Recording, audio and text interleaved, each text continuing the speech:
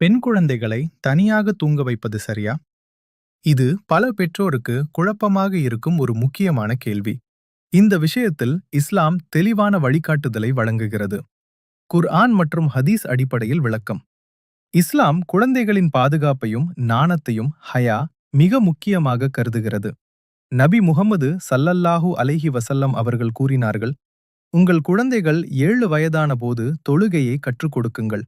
10 வயதான போது அவர்களுடைய படுக்கைகளை பிரித்து வையுங்கள். அபூ தாவூத் ஹதீஸ்.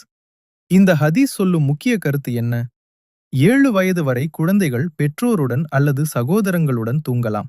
10 வயது ஆன பிறகு ஆண் பெண் குழந்தைகளுக்கு தனித்தனி படுக்கை அவசியம். இது பாவம் ஏற்படாமல் தடுக்கும் பாதுகாப்பு நடவடிக்கை.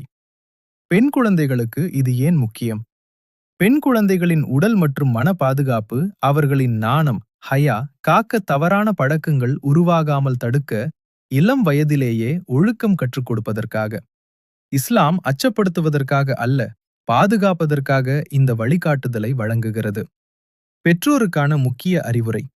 தனியாக தூங்க வைப்பது என்றால் புறக்கணிப்பது அல்ல. அருகில் இருப்பது, கவனிப்பது, குழந்தை பயப்படாமல் மென்மையாக பழக்கப்படுத்த வேண்டும். தூங்கும் முன் துஆ, ஆயத்துல் குர்சி, குல் சூறாக்கள் கற்றுக் கொடுக்க வேண்டும். பெண் குழந்தைகளை தனியாக தூங்க வைப்பது இஸ்லாமில் தவறு அல்ல. ஆனால் சரியான வயதில் பாதுகாப்பான சூழலில் அன்பும் கவனமும் குறையாமல், இது இஸ்லாம் சொன்ன சுன்னத் அடிப்படையிலான பாதுகாப்பு வழிமுறை. Download ShareChat.